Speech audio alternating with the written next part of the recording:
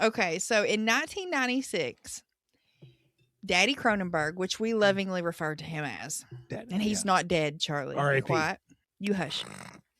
In 1996, he helped write and he obviously directed the very hunky James Spader. My God, James Spader in 96 was like cream of the crop. I don't understand it. He directed this NC-17 movie called Crash. I sent you a link to that like a month ago. I was like, "Have you ever seen this?" And you were like, "No." You did?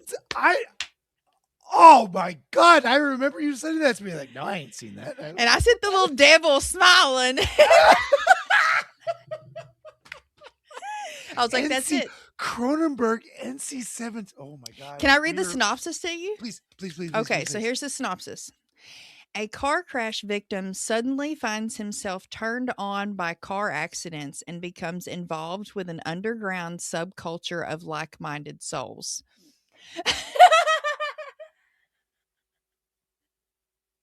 Oh no. This is going to get us into trouble, isn't it? This video contains explicit material not suitable for children. The time is 5 minutes to 12, midnight. There is no more darkness. Shrunkzilla! Starring the Shrunken Head. To AHCRAP. This is After Hours Cinema with Anna and Pete, episode number 3. I'm driving tonight because Anna got to pick the movie. Captain. So yeah, episode number 3, and I got a little bone to pick with you, Anna. Oh dear. Mm-hmm. Okay. So this here bone I got to pick with you is, so you had the audacity to pick for your first movie was Mulholland Drive with David Lynch and Orator. And then then I picked some jack off for Daughter of Dracula, James Franco, some Italian Roger Corman knockoff is what he is. That was fun though. Yeah, it was fun. And then you had the audacity to go with Daddy Cronenberg and this little movie that is divisive, I believe, called Crash. 96 was it? Yes, 1996. Yeah, James Spader, all-star cast. Holy shit! Mm-hmm. James Spader, Holly Hunter, and a whole bunch of people. You go, I know that guy. I know that gal. Deborah Unger, Elias Koteas. Yeah. I recognize the gal with the bad Patricia legs. Arquette. Yeah, Arquette. Yeah. I recognize her from the whole 9 yards. Oh yes. Oh man, I love that but movie. She was French, and she just did not like her husband. Yeah. She was from Quebec. Uh-huh. I'm like, I know her. So you've bookended a piece of shit movie, Daughter of Dracula, with two arguably classics, clearly beautifully made films with massively talented directors and casts, by the way. On top of that, you have out-perved the perv. You are now in the lead for the biggest pervert around here. I thought I could never be dethroned, bringing things to the table like Hentai Common, vampires. You know, I like them a little dirty. I like them a little sexy. I like them a little uncomfortable. And here you go. And that's all. This is all of that. One of the most beautiful. Mulholland Drive was one of the most beautiful movies I've ever seen. With some of the most beautiful people I've ever seen. It was a definite treat.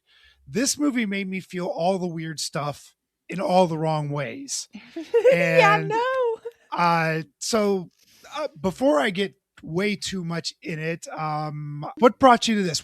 When did you first see Crash? How about that? I actually just watched it last year for the first time. Really? Someone recommended it to me.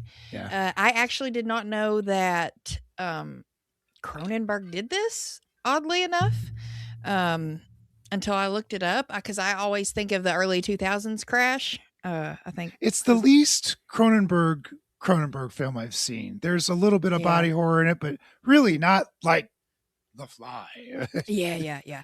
And I think maybe Yeah, that's it's- what intrigued me right off the Mhm. bat was like, okay, this isn't necessarily horror, but just by the description, I mean, just from your reaction last month, when I read it, I had a pretty similar one. I was like, what is this movie? Mhm, And mhm. then just like right off the bat, when everything starts, like within the first minute, you've got a boob out and you're like Sure bent do. over an airplane. And then in the next scene, somebody else is screwing somebody else. And then in the next scene, they go home. And those two people who were just screwing other people are screwing. So I 3 was sex like, scenes in less than 6 minutes. It's a record, folks. I was like, what is this movie? And I don't know, I think of David Lynch the same way, but even more so with Cronenberg, even like Brandon Cronenberg, Infinity Pool Mhm. Possessor. There's just something about their movies and that name where no matter what the movie is, no matter what the content, subject matter, I can just, this is the world and I'm in it. I don't have to, like, I can be like, that is so weird and that's so crazy and so out of the norm, but I'm here for it. Like, it's Cronenberg. I know I'm going to get something weird and something not the norm. Right. And then to put it, horror is very, God, what's the word? Provocative, anyways. And then I think, when you go from horror to doing a pretty much a straight up sex film, for lack of better Mhm. words, it's a very interesting contrast. And in a lot of ways, they are very similar, which I find fascinating. This is borderline pornography. I mean, Yeah. it is the horniest I'm not a porn movie I've ever seen. Yeah, for sure. And That I've seen, yeah. I loved it when you sent me Roger Ebert. You sent me the At the Movies Mhm. review of Crash, and was it Roger Ebert? Siskel and Ebert. Roger was Or was like it Gene? actually on board with it, Roger, yeah, that's right. And which shocked me. he made a joke, but I don't think he made to make a joke. He's like, so this is porn. It's just that they use cars as a vehicle to get to the sex. I'm paraphrasing what he said. I thought that was Yeah. very funny because he used car as a vehicle to get to the sex. And this Mhm. thing is sex scene, a little bit of story, sex scene, a little bit of story, and it moves. Yeah, it does. There's something about it that's so slow, but then you blink. It's not a long movie. It's like what, an hour 39, hour 37? I was going to say it was under 100 minutes. Yeah, something like that. So before you know it, the movie's over. And I had an interesting kind of epiphany watching it for the third time when I was like, because I was asking myself, like, there's some of these scenes are so prolonged, and just the first time I watched it, I felt they were sensual. But then on now this third watch, and the more I'm thinking about it, the more I'm like, it's not sensual as much as it is. We are watching a car crash happen in slow motion. That's how all wrecks happen. All that crap happens. If you've ever been in one, it's like you feel like you have all the time in the world to react, but then you really don't. There's nothing you can do about it. And there's nothing you can do about it. And just the way the way she's pulling her skirt up, she moves her arms real slow. Like even Vaughn, when they're doing car crash reenactments like from when James Dean died and all that kind of stuff, famous Hollywood car crash deaths. And he's like putting his hand on the vehicle and rubbing it very slowly down. So the first time you watch this, you're just like, this is just, they're so sensual with these cars, but that's really not the case. I feel like there's so much more below that. This is a very sad movie in a Thank lot you. of ways. It's a I was- very, very depressing movie. Yeah, I was texting with Erin from Manic Movie Monday earlier today, and that's Oh, one of yeah, the things I said. She's seen I it, said right? this movie was sad, and Yeah. I've seen it twice now. And it really, I mean, these people are mentally unwell, and For sure. I put them to akin to now. I don't know what the mental illness word, the word for the mental illness where you cut yourself. Oh yeah. That's that's the problem with these people. They are equating these wrecks with this pain with a pleasure. And I don't think cutting's really a pleasure, but what was it? What was a horror movie where someone said like I cut myself to feel something? I think that was maybe it was a Nightmare on Elm Street or a Hellraiser or something weird like that. Oh, it might have been friggin' Ginger Snaps. Actually, okay. I think she was. Anything to feel something. I'm like, oh, you are unwell, my friend. And these people are all unwell. And the problem with them, the biggest problem between somebody who cuts themselves, which is not okay, and somebody whose kink is a car accident, is that these assholes are going to kill other people. Yeah. To get their jollies off. Yeah, which is what we start to see. Yeah. And all those really intense car scenes, amazing stunt driving, by the way. Oh, just yeah. incredible stuff. Yeah. But it got me really afraid for the world around them because they don't care. They're looking for gratification, and they will take somebody down with them. And they're not thinking of that. They're thinking they're very selfish. They're thinking about themselves. Selfish, and big word. What their next ejaculation is. Yeah. And they'll, like I said, they're going to take somebody else down with them, and they almost do a couple of times. Mm-hmm. And just like Vaughn, Vaughn's a glorified cult leader. Like he's 100%. The way he talks, the way he gives these batshit speeches. Oh, he's Charlie Manson for sure. Now, remind me, who is that guy? That guy looks really familiar to me. Yeah, Elias Codius, he was in The Fourth Kind. He was in Zodiac. He's been in a bunch of stuff. Those are I've seen him before. I'm naming right off the rip. And like I've never seen him play a role like this. I've always seen him play kind of like the mild-mannered cop or therapist, for lack of better words. Yeah. He's a cop or a detective in Zodiac, and he's a therapist in, what was the other one I mentioned? My brain farted. Zodiac. Oh, no. Zodiac. Or the other one. Oh, The Fourth Kind. Therapist. Thank you. Sorry. We're in space. You just said it. And I know. And I was like, so many thoughts crashing through my head, if you will. But yeah, I don't know. It's like when James gets in the car crash at the very start, it was definitely not intentional. It was an accident. He was trying to reach for papers and then just went off the road. Was he reaching for papers or was he reaching for porn? Because we see porn on the floor of his car. Was down there too. Yeah. But everything slides in the floor, you know. So he could have been reaching for either. Either way, he goes across the median and into oncoming traffic and hits another car head on. And man, that wreck, that's where the Cronenberg horror comes into it, is these car wrecks. But the guy in the opposite car comes flying through his windshield and goes through James's windshield in his car.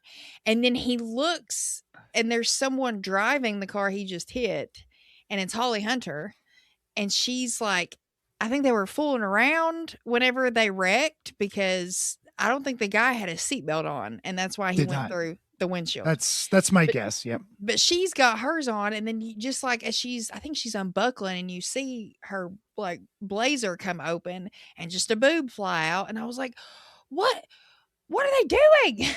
Why? I couldn't tell whether she was flashing him because that got her off, or if that was an accident. I thought she was taking her breast out to say, yeah, thank you.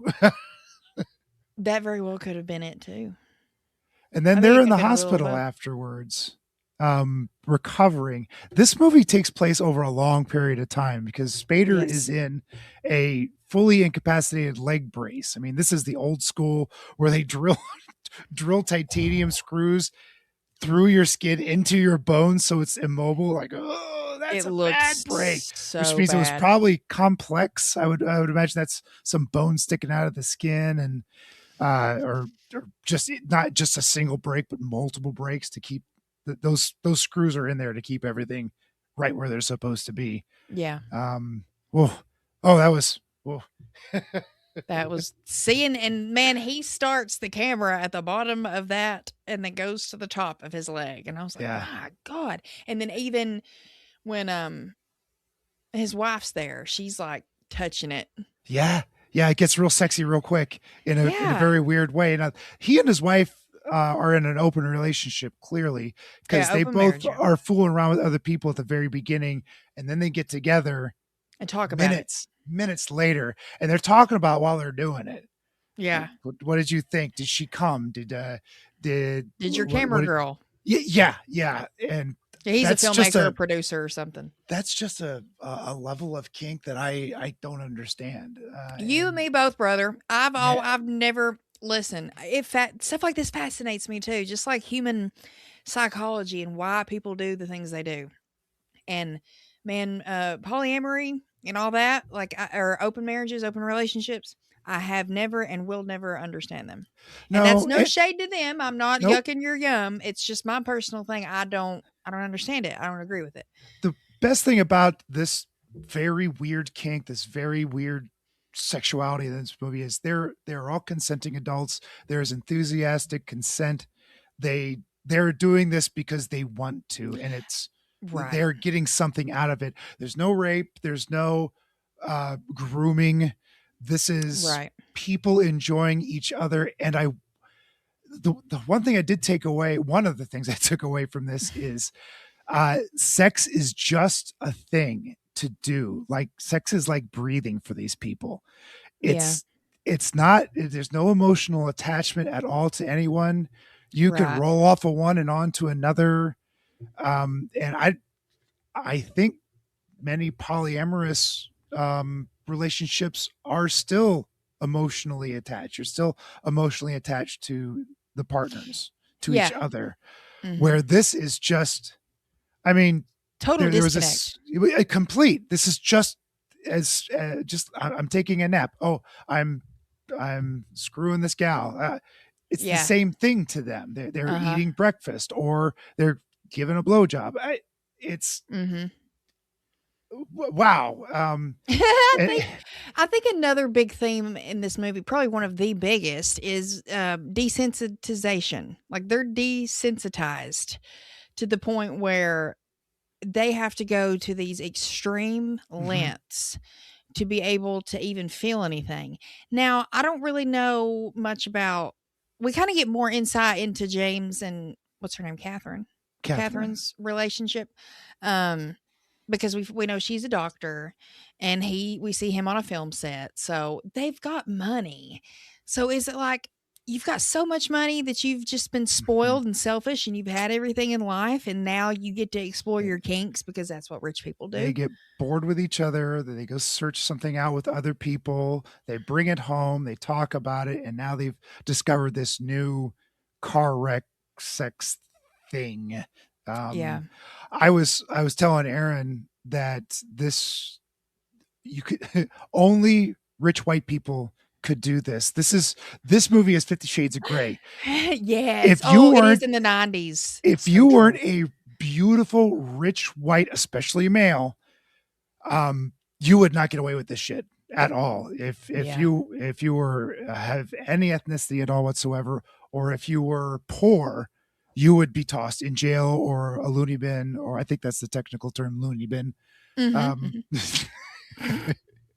Back then it was, so it's fair. Right. You would not be allowed to interact with society, but because these people are rich and are white, they can get away with it. So true. And it's disturbing, it's disgusting, it's sad. And somehow, damn it, Cronenberg, somehow you made it beautiful too. I don't get it. Man. I don't know how you did it. And I do have to say, through all the research, I just all day at work was just listening to interviews. I was sending you a bunch of them just to hear, because this is a film that I feel like I don't know if you could make it today. Even today, in a day and age that is so over sexualized in every it would be X facet of the sense. somehow, like you said, Cronenberg managed to make a beautiful film, even for what it was. I don't know how he got away without an X rating on this one. Oh, it was definitely what's the phrase? It pissed a lot of people NC-17. off. Yeah, well, sure. No, it Of course pissed it a lot of did. people off because it was made by a British production company Mhm. and Canadian. I know. God, let's see. The Daily Mail. A bunch of people in Britain was openly protesting it, like trying to get the BBFC to like not release it at all. Mhm. At Cannes, like the interview I sent you today, for example, that year Francis Ford Coppola was the jury president, Yeah. and he was very vocal about how Mhm. much he hated that movie. And so it didn't win the Palme d'Or, but as of 2021, I don't know in the last 5 years if anybody else has won it, but it won a special jury prize. Did it? And since then, up until 2021, it was the last and only one to win that because it's like, it was so just the audacity of it, right?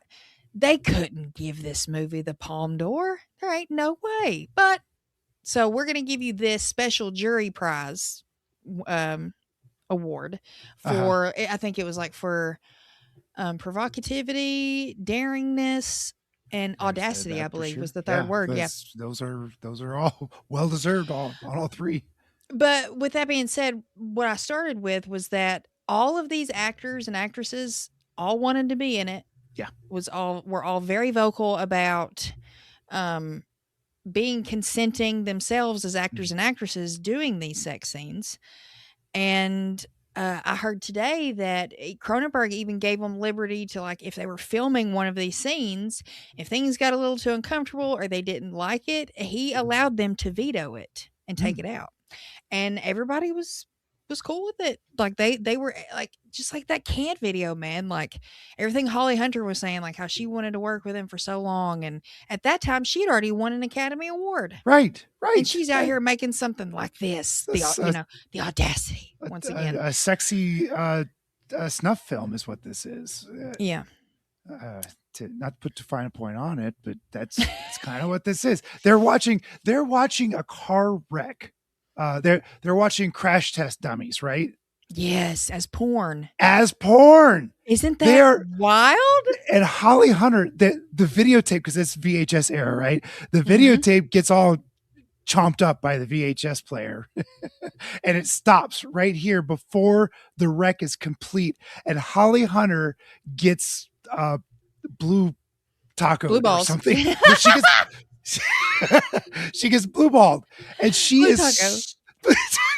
It's great. I love it. She is so pissed off that and everyone who's ever had a VHS that's gotten eaten by the VHS monster is pissed off. But this is the worst when she's like almost climaxed and then she like stands up. She's like, no, wait. It's like pulling a Band-Aid off. It's like, and she gets up and tries to fix it. I think she does fix it, but we don't get a resolution, so to speak. Yeah, we don't see her for it because the moment has passed. But there was a whole group. It was this weird thing, like sometimes in college, you're like, hey guys, I got a porno. Oh, won't this be fun to watch? And then you're all sitting around going, this was a bad idea. Yeah, this was a little weird. You got a porn? Cool, let's put that in. Oh, this is a bad idea. This was not. We did not think this through. No. It's because it's like you think it's going to be funny until it's not, and you realize until it's like, not right. Well, I should have been alone. This is kind of good. Did you show this to Jody? Oh no, heavens! No. Okay. No. Our schedules don't always align, and the last couple of weeks they haven't. Right. She works late, and I don't. Okay. I'm in bed before she gets home many nights. Maybe it's for the better with this one. I dodged a bullet. Yeah. There are movies that I will wait for her. Like we're going to cover Flatliners in a couple of weeks. Oh, nice. Yeah, and I told her about the movie, and she's like, "Oh, I got to see that." So, we'll watch that. Hell yeah. That won't be a surprise to anyone by the time this comes out. No. Well, do you think we should take a commercial break, Pete? I think a commercial break's a good idea. Let's cool off. We need to go cool off.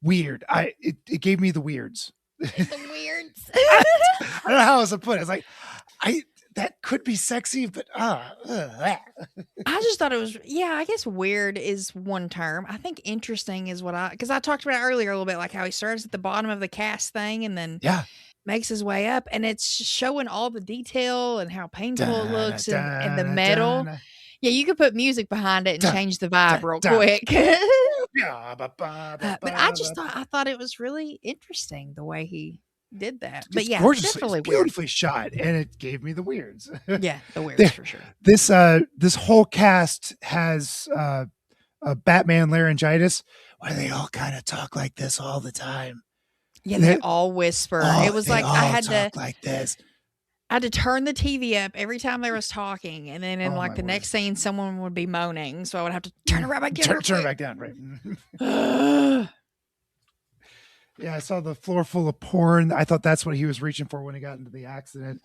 Like, what are you going to drive and beat off? Let me tell you, that's not easy to do. Don't try, ladies and gentlemen. Don't try this at home, folks. No. Don't try it on the road. Is what I mean. Oh yeah, that too. Yeah, of course. 50 Shades of Grey. That was another. One Holly Utter said. Holly Utter said, "I just got out of the hospital and that's where I started to smoke again." I started to smoke at the hospital. Cracked me up like it's the mid 90s. Yeah, you can still do that. Yeah, sure could. Yeah. Spader and his wife are driving somewhere and they're having this semi-sexy conversation and traffic is zooming by him and he takes his seatbelt off while he's driving because I'm pretty sure driving with a seatbelt on wasn't doing it for him, but by taking that seatbelt off, now it's dangerous. That's a good point. Yeah, just a nice little breadcrumb. Little detail. Like I'm going to take this off, and now I feel better. Now I feel like I'm in control or something. Some weird, whatever this fetish is. Did I send you the name of this fetish? I think I did. I think you did. I don't remember what it was though. I don't remember. There's a clinical terminology for this, which is the saddest thing I could possibly think of. Like, so there are people actually. It wasn't car wreck specific. It was like injury specific. Oh, okay. People getting hurt. Yeah, people getting hurt, maimed. This is like if you're watching Faces of Death as pornography is what this is. So that's this kink, and it's a real thing, and it's really, really sad. That James Dean car crash. He's cult leader. That guy. That's crazy. How do you find? I suppose I found my tribe with all my Godzilla people, but how do you find? What a weird little tiny bit. How on earth could you find 10 people, even in Los Angeles? It's a city of millions of people. There's no internet back then. Well, not really. It's not really internet back then. Well, I mean, we see Vaughn working at the hospital. So I think that's all right. Yeah.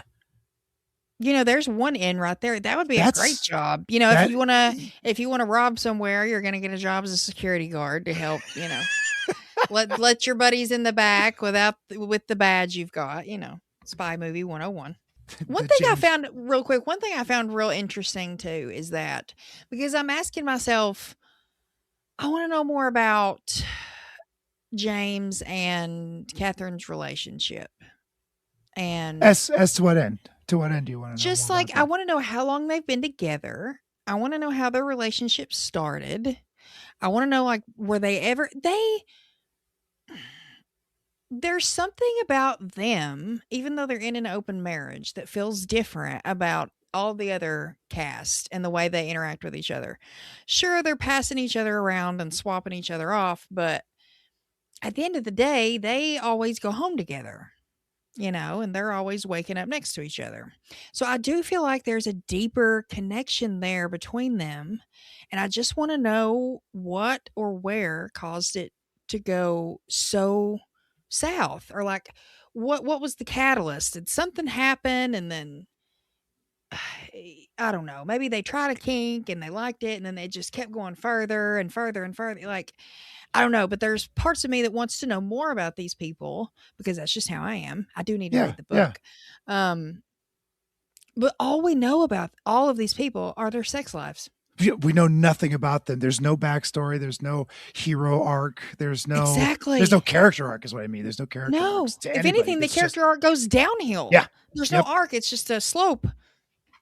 And this could be a conversation, a much deeper conversation. Like where did Catherine and James come from? What was there?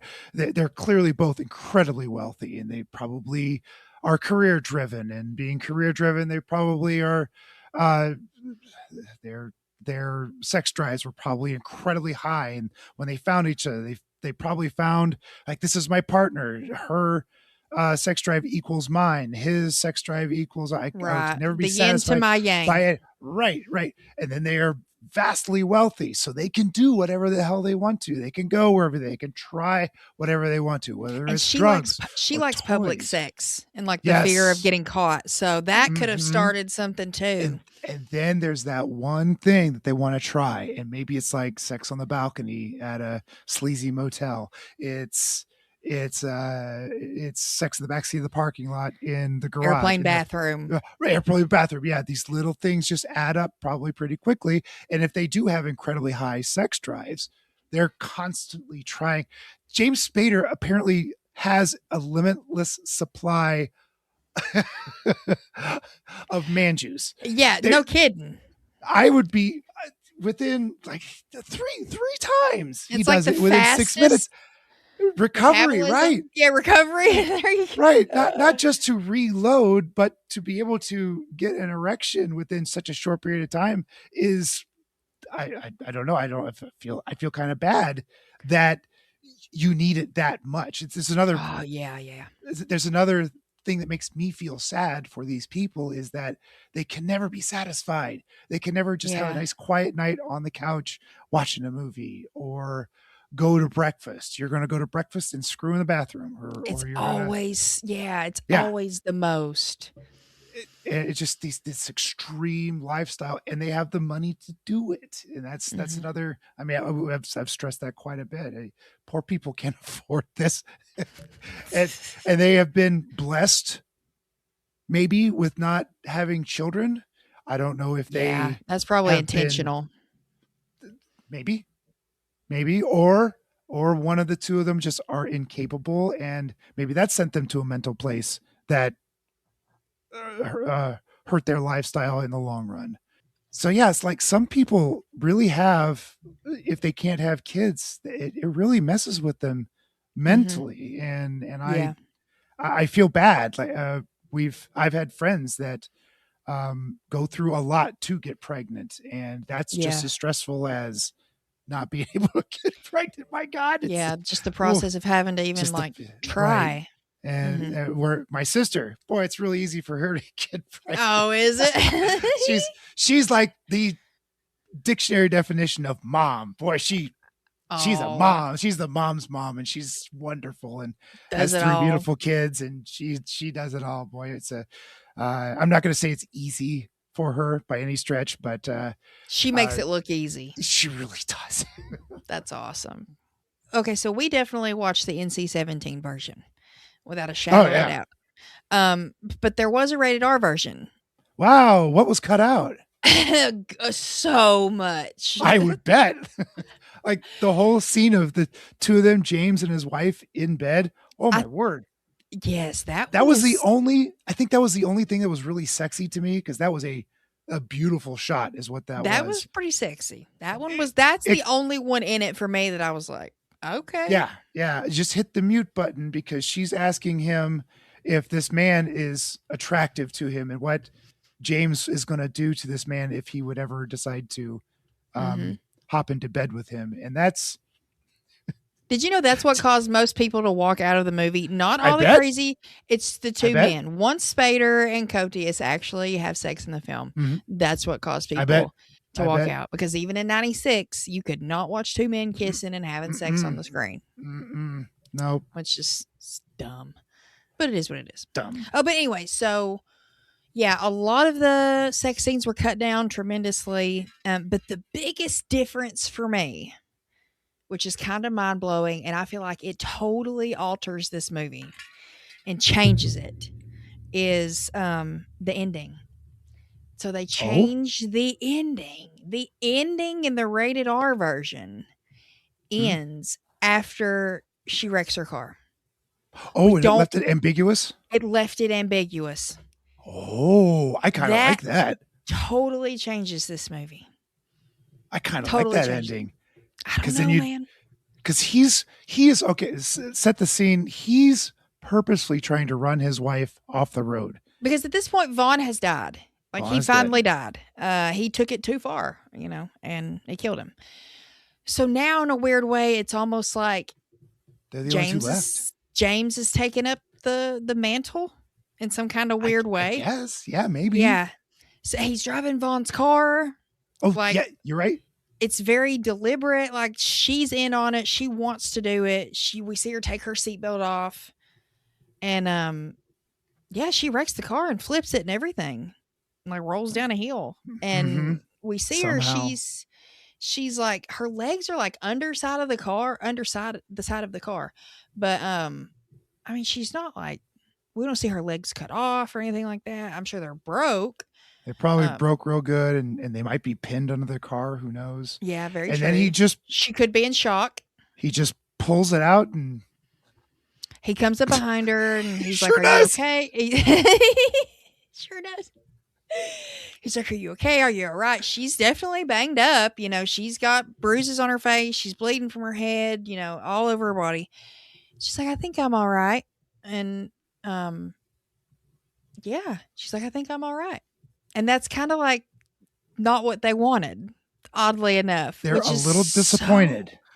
Both of them. So strange. And he was like, maybe next time. Maybe next time, as he's railing her. Yeah. On the side of the road. And there's no repercussions for any No. Nobody's stopping. Nobody's watching. Nobody's coming up to Vaughn when he's going to all these crime scenes and taking photos when he's not a tech. And, he's got this weird photo did they book. Get past the police line and just taking just randos taking pictures? You're all arrested. I mean, he could show up with an ambulance if he was at work and get away with it, but not like just off the side of the street where they see a wreck. There ain't no way. I mean, maybe if he flashed a hospital badge, but even then, that's a stretch. I'm just thinking it's the 90s. It's Cronenberg. The movie is just wonderfully shot. The Jane Mansfield death, the Vaughn's buddy who was reenacting, and it caused him to die. It killed him. He was reenacting the Jane Mansfield car wreck that claimed her life also. And I think it claimed her. I think that's right. Yeah. And Vaughn is real upset with his buddy. Like, you didn't take me with you. You did it by yourself, and here he is dead. Yeah. And Vaughn, and that's what set Vaughn over the edge. Vaughn was like, that was going to be our swan song. Yeah, that was going to be our thing. Yeah. Together, and didn't get to, and he's still alive. And I think that's what set him going and literally off the edge after a car chase with Spader. Yeah. And then everybody else, like Holly Hunter's character and even Patricia Arquette, they just kind of like fade into the background after a certain point. It very much becomes this threesome with the Vaughn, James, and Catherine. And we didn't talk about Patricia Arquette and James Spader. They're tryst. Because the first time I watched it, I'm like, that's a weird angle. And then you remember she can't bend her legs. And they're in a vehicle, and there's only so much room. And she's knocking the rear view mirror down. He's like bending like this to try to get her leg up. So Patricia Arquette's character has some mobility issues, and her legs are in these stiff braces, so she can kind of sort of walk, but it's not really. She can't bend. She can't bend. Yeah, right. Can't bend. Right. So she and Spader take this car on a test drive. She wants to see if she can fit in a car made for regular people, I think is what she said. God, no, it's kind of, see, once again, sad. And then they go park somewhere, and Spader flips the car seat down, grabs her stiff legs, throws them over his shoulder, and I think, and she's got these giant scars down the back of her leg. They are gnarly. That look like vagina. Yeah. And Look like I'm vagina. pretty sure James put it there. He did. He absolutely fucked her leg. And she liked it. And I have no idea how that works. Well, you know. Maybe everyone's afraid to touch her because of those scars. Like you see some people that have these gnarly scars, and folks are afraid and back away. You're scary to me because you're different looking, and no one will touch them. And when they are touched, it is like no one's ever touched them before, and it's very sensual. Yeah. It could be. Maybe that's what's going on here. It's gross. Yeah, either way, it's I'm like grossed out here. My jaw was on the floor saying, what are you doing? Stop that. I do have to say though, the one in the car wash was pretty bad. So, Anna, have you ever gone through a car wash? Not like that. Do you know how many minutes it takes to get through a car wash? Like 2. Chop. 2 minutes. Once again, it's elongated. It's the 90s. Maybe car washes were longer back then. And they were in Canada, so who knows what the fuck they're doing. Steve? Those Canadian car washes are thorough. So you're in there for a good 20 minutes. Steve, if you're listening to this, let us know how long your car washes are. That's a real question. It's not a double entendre. It's not. No, it's not. Please let us know. Car wash? No. I actually want to know how long a car wash is. Yeah, I actually want to know. Go time it. Go time it. But yeah, I think I don't know. I don't necessarily think it was sexual assault in that scene. Was that with the hooker? The prostitute or the sex worker? That was Catherine in the back seat. Yes, it was. Yeah, and Spader was driving, so he was like being a cuck in the car wash. That's the name of a porno, Cuck in the Car Wash.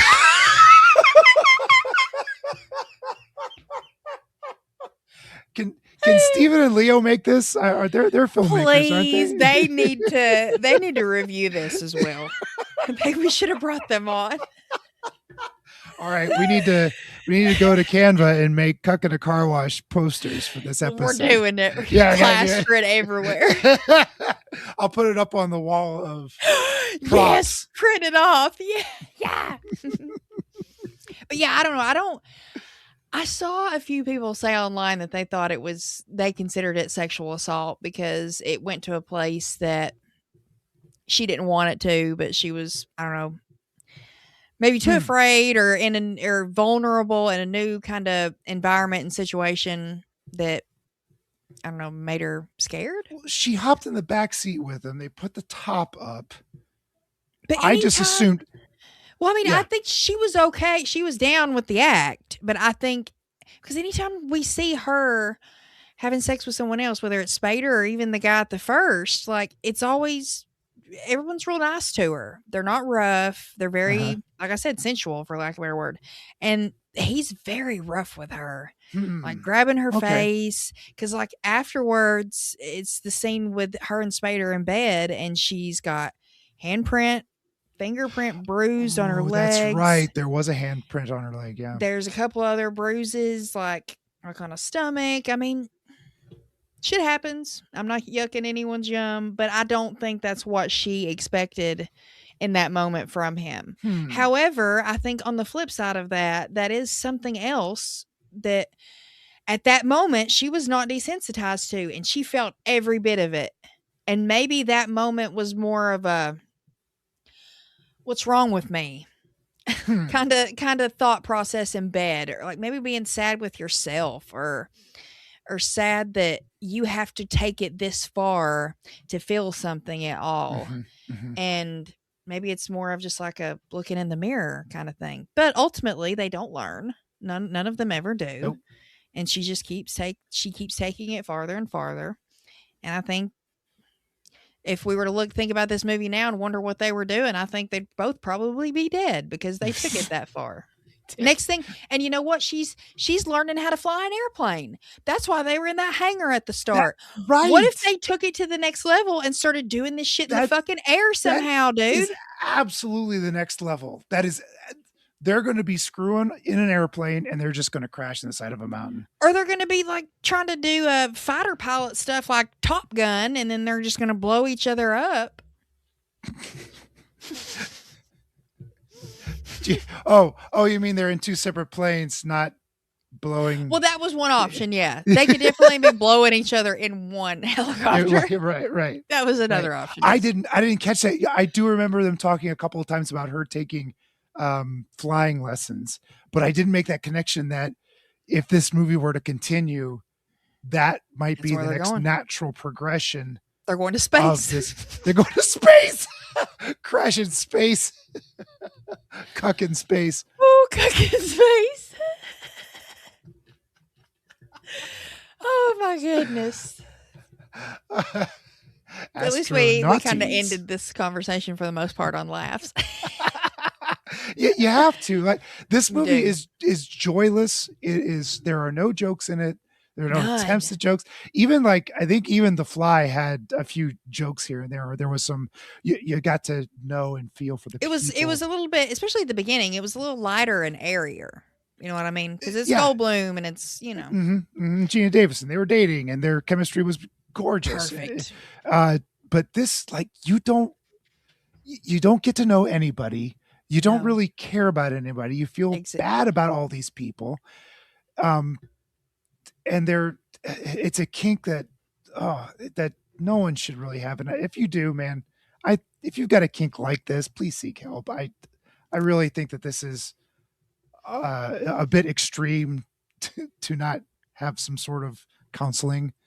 I wonder what their therapist would tell them. I don't know. I don't know if there's a medication that can be that can help this. I don't know. And it's really hard in situations like that, just like a cult, where one person is telling you something's wrong and not normal, and then you go and you see, well, I'm not the only person who feels this way. Other people like this too. So exactly, it can be our normal. When you get a support group that supports your, I hate to say abnormality, but in this case, quirkiness? it can and will affect other people that are not within this group. And that's the most dangerous thing about this, this kind of kink, is that it's not just you. It is others. It's getting off on the pain of others. And that's not good. Y'all need some help for that. So yeah, for sure. And I mean that with love. Please. Yeah.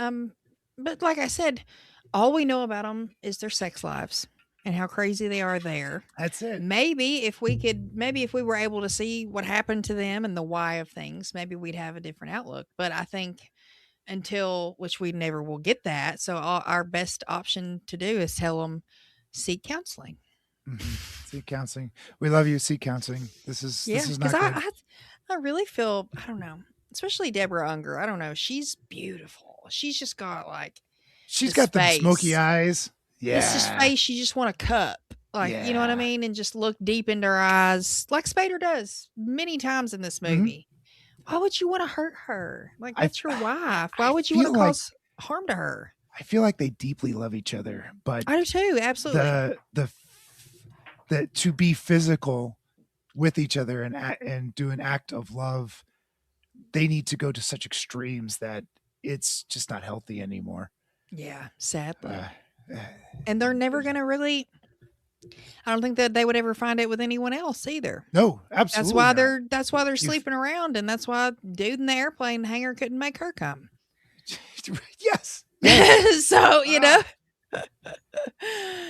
She looked bored a lot of times when she's the only times I think that she looked like she was enjoying herself was with Spader. which I also found very interesting. Like she's literally just doing an act. She's she's lifting weights, working out, whatever mowing she's the doing. yard, mowing the yard. Mowing the good Lord. Trimming the hedge. Cutting the bush. Cleaning the pot. Yeah.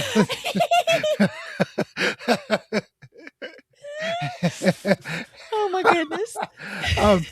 But when she and Spader are together, it appears that they're both like Spader, even at times, like he's with Holly Hunter once and she turns around to him and says, are you done? And he's like, I'm good. Yeah. He's like, he was just doing it for her, just to feel it. Doing it. Just, yep. Having sex, whatever. It's not a big thing. And then she hops off and they go back to talking all like done. nothing. Like nothing ever happened. Right. It's wild. It's so wild. Hey, we do need to shout out Derek from Bad Movies, Worst People real quick because he definitely guessed this pick in the Discord when we were like breadcrumbing it, or I was. I missed like, that. He was like, is it Crash? Because if it's Crash, that's going to be awesome. That's my favorite. So Derek loves this movie. Smooches to you, Derek. I believe that. I believe Derek likes They like some weird ones, man. Like I think they even trump you with that. They're more prolific than I am for sure because they record weekly, and that's true. That's like on a random Wednesday when nothing's going on and you're home with the pups, you're gonna be like, tonight, and it'll be like a random Tubi movie. Ghost in the Turkish Bath. Yeah, I've got that one queued up tonight. Yeah. Very Pete, a la Pete. Well, Anna, boy, that was, man, that's a movie. 3. Episode 3. That was a movie. All right, so we're still figuring all this out, and we're just going to ask you a couple of questions, Anna. So, let's have it. Would you recommend this to others? What do you think? Is this something that you would tell people to go watch for pleasure? I would recommend this to a very niche group of people. Okay. Like I would have to at least know you well enough to know what kind of movies you watch to recommend this to you. That's why I felt comfortable picking it on After Hours. I'm that kind of weirdo. Yes, you are, but in the best way possible, much like I am. Like we could have. I feel like this was a wonderful conversation. I think people are going to enjoy, and we had laughs, we had serious talk. So I think that if people are if they're a fan of Cronenberg, and you're already okay with his horror movies and how weird they get, I think you should definitely check this out. If you're a Cronenberg completist, especially. I think it's definitely worth a one-time watch. But if you're hearing me recommend that to the weirdos and you're not a weirdo, tread lightly. Tread lightly. You have been warned. Yes, you have been warned. Pete, what about you? Would you recommend this? Yeah, this is a small group of people to recommend this to, and there would be a lot of forewarning. Like, one, I would recommend the NC. You've got to watch this NC-17. It's I don't think it would have the same impact. I don't think it would give me the weirds like it would if I would see a I don't call it dumbed down version, but a the non-director's true version. That's what Cronenberg considers it. This is how I wanted the movie to be.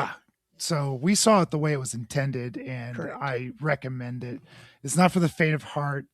It is not a feel-good movie. So, with all that said, I would try to take that into consideration with whom I would share this with. Unlike Mulholland Drive, I don't think I would want to own this one. I don't know if Criterion, ironically enough. Mulholland Drive, I'm getting that. I'm getting that. I need to start my Lynch. Yeah, that's such a good movie. Whereas this one, I'm not sure how much rewatchability it has. It's just like a collection piece. It's like Monkey Kung Fu. We did Monkey Kung Fu a couple years ago, and that was a kung fu movie with too much kung fu in it. Oh, okay. Gotcha. There was so much kung fu that there was very little story going on. this is kind of the same thing. This is a dirty movie with too much dirt in it. Yeah, There's facts. not a lot of story, not a lot of character building, but it does have a beautiful quality to it, and it does make you think. So, boy, I would preface it with all that, and then I'm going to let you make that decision, the person to whom I'm talking. And then let us know in the comments what you think if you do. Yeah, please. Oh gosh, please let us know. Hit us up on Insta and Facebook and whatever else. For sure. We want to know what you think about what we think about and all that good stuff. So, Anna, does this movie hold up today? What do you think? Is this a movie like you said already? I don't think it could be made today. Does it hold up? And what does that mean? Does it hold up actually? I think so, because I think, just like when we talked about it in the Discord, even Parker was like, that's one I haven't seen. So, there's plenty of people, you hadn't seen it till this time. Mhm. So I think there's plenty of people out there who love and enjoy movies that haven't seen it, that should, because it might also make them think differently about things, and give them a new outlook and give them something different to talk about other than just the same, the norm, if you will. Give them something a little dirty and kinky to talk about. But like I said, as far as how overly sexualized 2026 is now, you absolutely could not make this movie and not look like a creep. I think Cronenberg is also like a really big cheerleader for women. He's always, I don't think he's ever had any, like, I know he divorced his wife, and that's why he made The Brood. That was like his version of Kramer versus Kramer, kind of going through working I out. had no idea. I got to watch know that again then. Yes, that he wrote that when he was going through his divorce. That was like his, yeah, absolutely. Oh, fuck yeah, go watch it. That changes the whole movie. I had no idea. But I think his fascination with the body and weird things is also fascinating.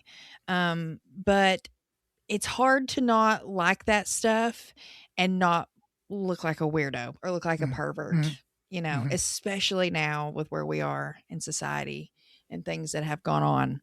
So, definitely could not be made today, but I do think it's held up today. I think it holds up. We've gushed about how beautiful it is. The sound design's also wonderful. Howard Shore also scored this movie, much like he did The Fly, Videodrome, all of his other movies and stuff, which I found interesting. But yeah, I think it holds up. I really do. Mm-hmm. Would you watch this during the day? No. This is me in the basement at night when all the dogs are in bed. I don't even want the dogs down when I'm watching this one. This is when you gotta be with yourself. It doesn't give me that fuzzy, funny feeling that Mulholland Drive did. That was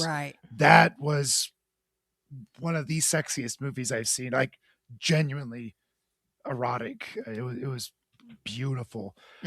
This one didn't give me those kind of feeling. It gave me a much different kind of weird feelings. Dark. And a lot of them, it's not even the fear boner aspect. It's not that at all. It's just weird, really, really dark. You didn't feel good about yourself coming out of this movie. Right. But I will say I'm glad I watched it. I'm glad I watched it. I'm not sure it'll be on the list. I did see it twice. Second time I did speed it up a little bit just because there are, like you said earlier, these long prolonged sex scenes. And I saw it once. Seen them once, right. And you're at the remote, I want to. I was. That's where the second time is where I caught those little, the little things like the seatbelt, Spader taking off his seatbelt, and a few of those other things. So, are you going to watch this during the day, Anna? I mean, I would, but I don't feel like it would have the same effect. Like, this is a movie where you kind of put a thin sheet over your lamp because you don't want the lights all the way out. You just kind of want it dimmed. and then you just kind of post up in bed, get comfy, and watch it. This would be a nice drive-in movie. Yes. Did you hear that lady ask that at the Cannes interview? Oh, I missed it. No. So it was I think it was one of the very last questions. Very eloquently said. I loved how she worded it. But she basically said, with drive-in movies not really being a thing anymore, or them, or well, at that point in time, I guess, them kind of dying down and slowly fading out. How do you feel this movie would have been like shown in a drive-in? And that kind of comparison. Oh, and everybody got a kick out of it. Cronenberg loved it. The author was there. He loved it, And he was like, "Oh yeah, absolutely. Watch this in a drive-in." I think I said drive-through. I meant drive-in. Drive-in, right, yeah. right. But yeah, all right, Pete. Episode 4 for June is you, right? Sure.